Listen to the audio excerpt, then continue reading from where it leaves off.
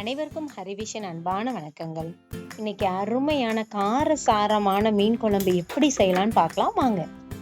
நான் பொதுவாக நான்வெஜ்ஜுக்கெல்லாம் அலுமினிய பாத்திரம், சில்வர் பாத்திரம்லாம் யூஸ் பண்ணுறது இல்லைங்க. அதிகமாக நான் மண் சட்டி தான் யூஸ் பண்ணுறது. மண் சட்டி சூடாகிறதுக்கு கொஞ்சம் டைம் எடுக்கும். ஆனால் ஒன்ஸ் சூடு ஆயிடுச்சுன்னா அதுக்கப்புறம் நமக்கு ரொம்ப ஈஸியாக குழம்பெல்லாம் கொதிச்சிடும்.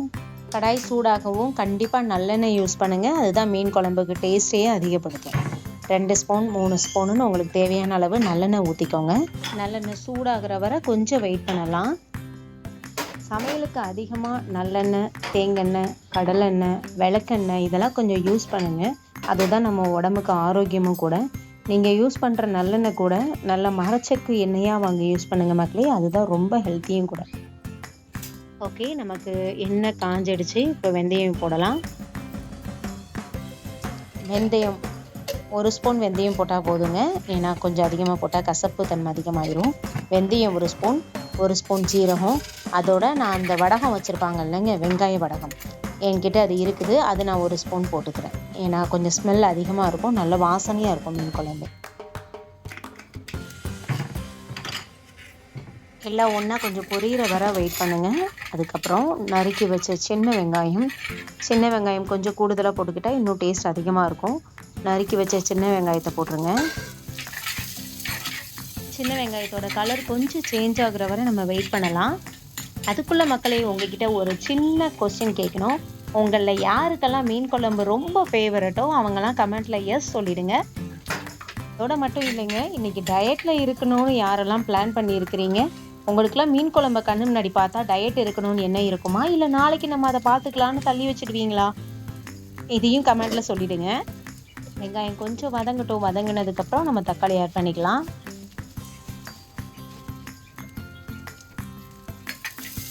சின்ன வெங்காயத்தோட கலர் கொஞ்சம் சேஞ்ச் ஆனதுக்கப்புறம் நறுக்கி வச்சிருக்கிற தக்காளியை போட்டுக்கலாம். நம்ம இப்போ உள்ள தக்காளி எல்லாம் சாஃப்டாக இல்லைங்களா, கொஞ்சம் கல் மாதிரி தான் இருக்கும். ஸோ கொஞ்சம் நம்ம கசக்கி போட்டால் தான் அது நல்லா வதங்கும். அதனால தான் நான் கசக்கி போடுறேங்க. அதோட கொஞ்சம் சால்ட்டு நம்ம ஆட் பண்ணிக்கலாம். அப்போ தான் சீக்கிரமாக நமக்கு வதங்கி வரும்.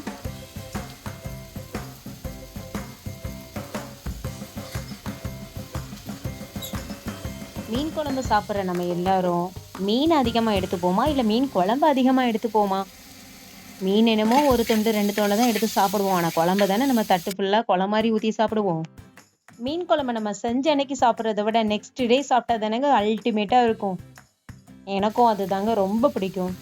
கண்டிப்பாக நம்ம எல்லாரும் ஒரே கூட்டணியாக தான் இருப்போம். ஓகே, இப்போ நம்ம கருவேப்பிலை ஃப்ளேவருக்காக கொஞ்சம் ஆட் பண்ணிக்கலாம்.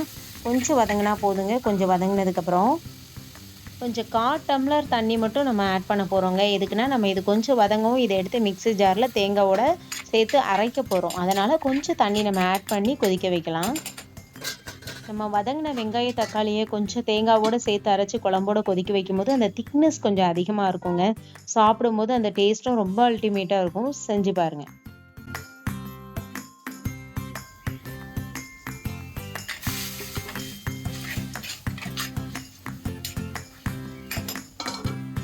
ஓகே, நம்ம இப்போ தேங்காய்லாம் நம்ம அரைக்கணும் இல்லைங்களா, நம்ம அதை கொஞ்சம் ரெடி பண்ணிடலாமா? வாங்க. கொஞ்சம் பல்லாக கட் பண்ண தேங்காய் கொஞ்சம் எடுத்துக்கோங்க. நான் ஒரு 4-5 பல் தேங்காய் தான் எடுத்துருக்கிறேன். உங்களுக்கு கொஞ்சம் அதிகமாக தேவைப்பட்டால் நீங்கள் அதிகமாக எடுத்துக்கலாம். அதோட 1 ஸ்பூன் இல்லை 1.5 ஸ்பூன் ஜீரகம் சேர்த்துக்கலாம். சின்ன ஜீரகம் சேர்த்துக்கலாம். அதோட கொஞ்சம் மஞ்சள் தூள் ஆட் பண்ணிக்கலாம். நம்ம மிக்சிலேயே போட்டு அரைச்சிடலாம். கலர் கொஞ்சம் பார்க்குறதுக்கு ரொம்ப நல்லாயிருக்கும்.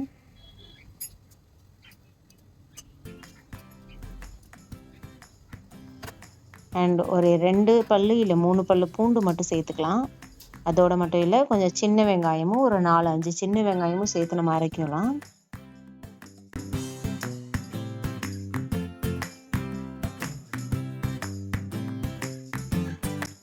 இப்போ நம்ம மிக்ஸி ஜாரில் நம்ம தேங்காய், வெங்காயம், பூண்டு, மஞ்சள், ஜீரகம் கலந்து வச்சுருந்தோம்ல, இதெல்லாம் போயிட்டு நல்லா ஃபைன் பேஸ்ட்டாக அரைச்சிடலாம். அப்போ தான் குழம்பு நல்லா திக்காக இருக்கும். பரபரன்னு அரைக்காதீங்க, மீன் குழம்பு நல்லா இருக்காது, புளி குழம்பு மாதிரி ஆகிடும். ஸோ மீன் குழம்புக்கு மட்டும் எப்போதுமே தேங்காவை நல்லா பட்டாக அரைச்சிடுங்க, மையாக அரைச்சிடுங்க. ஓகே, அப்போ தான் டேஸ்ட்டாக இருக்கும் மீன் குழம்பு.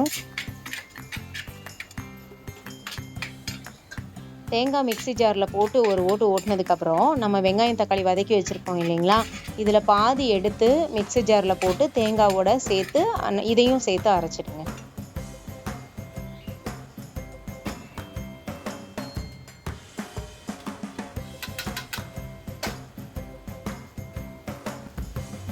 இந்த பேலன்ஸ் இருக்கிற வெங்காயம் தக்காளியோட நான் மீன் குழம்பு பொடியை ஆட் பண்ண போகிறேன். உங்ககிட்ட மீன் குழம்பு பொடி இல்லைன்னா மிளகாய் பொடியும் மல்லிப்பொடியும் நீங்கள் யூஸ் பண்ணிக்கலாம். எவ்வளோ தேவையோ அந்த தேவையான அளவு நீங்கள் ஆட் பண்ணிக்கலாம். மீன் குழம்பு பொடி இது எங்கள் அத்தையோட ப்ரிப்ரேஷன். உங்களுக்கும் மீன் குழம்பு பொடி வேணும்னா என்கிட்ட கேளுங்க, எப்படி செய்யணும்னு நான் உங்களுக்கு நெக்ஸ்ட் வீடியோவில் சொல்கிறேன். பொடி ஆட் பண்ணதுக்கப்புறம் ஸ்டவ்வை சிம்மில் வச்சுடுங்க, ஹையில் வைக்காதீங்க, கருகிடும். சிம்மில் வச்சு அந்த எண்ணெயில் லைட்டாக அப்படி வறுத்துட்டிங்கன்னா அது ஒரு அழகான ஒரு ஸ்மெல் ஒன்று வரும் பாருங்கள். அப்போது நம்ம புளி கரைசலை ஆட் பண்ணலாம்.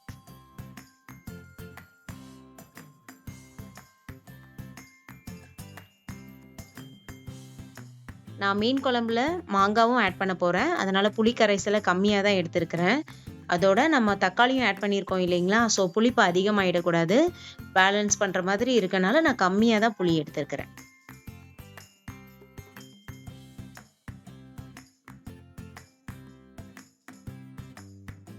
புளி கரைச்சி ஊற்றுனதுக்கப்புறம் உப்பெல்லாம் போதுமான்னு டேஸ்ட் பண்ணிக்கோங்க. உப்பெல்லாம் டெஸ்ட் பண்ணிவிட்டு கொஞ்சம் புளி கரைச்சல் கொஞ்சம் கொதிச்சதுக்கப்புறம் கடைசி தான் நம்ம தேங்காய் ஆட் பண்ண போகிறோம்.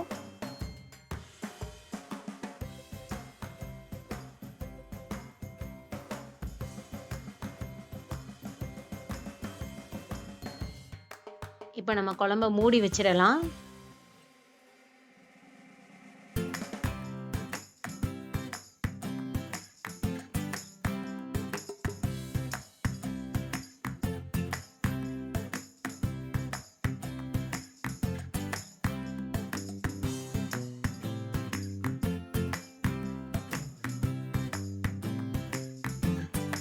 ரெண்டு நிமிஷம் நல்லா கொதிச்சதுக்கப்புறம் ஓப்பன் பண்ணி மாங்காய் நீங்கள் போடுறதா இருந்துச்சுன்னா இப்போமே போட்டுடலாம். மாங்காவை ஒரு கொதி வரவும் அடுப்பை சிம்மில் வச்சுட்டு மாங்காய் போட்டுருங்க. நம்ம ஃபஸ்ட்டே மாங்காவை போட்டுட்டோன்னா குழம்பு கொதிச்சு முடிக்கவும் மாங்காய் எல்லாம் கரைஞ்சிடும். ஸோ நம்ம நல்ல ஒரு கொதி வந்ததுக்கப்புறம் மாங்காய் ஆட் பண்ணாதான் நம்ம சாப்பிடும்போது மாங்காய் எடுத்து சாப்பிட்ற மாதிரி இருக்கும்.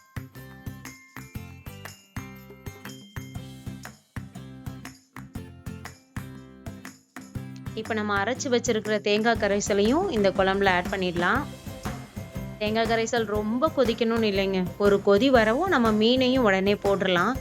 ரொம்ப தேங்காய் கொதிச்சாலும் டேஸ்ட் அந்த அளவுக்கு இருக்காது.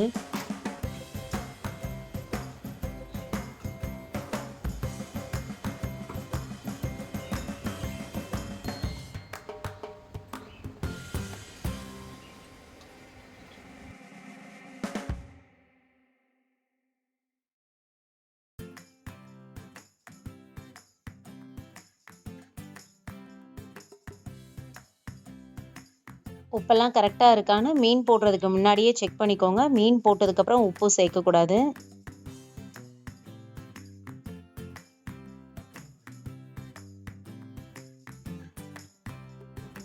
அவ்வளோதான்ப்பா, நம்ம மீன் குழம்புல எல்லா டேஸ்ட்டும் பக்காவாக இருக்குது.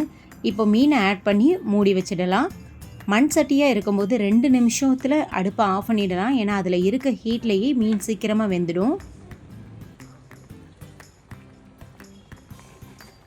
குழம்பு கொதிக்கிறது பார்க்கும்போதே ரொம்ப சூப்பராக இருக்குது இல்லை, டேஸ்ட்டும் அல்டிமேட்டாக இருக்குங்க. ட்ரை பண்ணி பாருங்கள். ஓகே மக்களே, நம்மளோட மீன் குழம்புக்கு ஃபைனல் டச் கொடுத்துடலாம். சின்ன கடாயில் நல்லெண்ணெய் ஊற்றணுங்க. நல்லெண்ணெய் ஊற்றி உங்ககிட்ட வெங்காயம் வடகம் இருந்தால் வெங்காயம் வடகம் போட்டுக்கலாம். அப்படி இல்லைன்னா ஜீரகம், சின்ன வெங்காயம், கருவேப்பிலை போட்டு தாளித்து கூட நீங்கள் ஊற்றிக்கலாம். ஃபைனல் டச் கொடுத்தா தான் பார்க்குறதுக்கும் சாப்பிட்றதுக்கும் சூப்பராக இருக்கும்.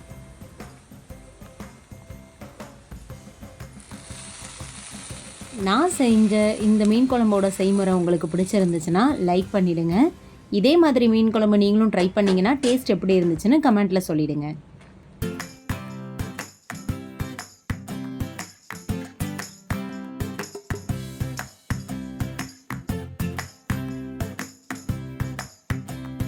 இது போன்ற இன்னும் பல வீடியோஸ்க்கு நம்மளோட சேனலை சப்ஸ்கிரைப் பண்ண மறந்துடாதீங்க. மீண்டும் நெக்ஸ்ட் வீடியோவில் பார்க்கலாம். பாய்.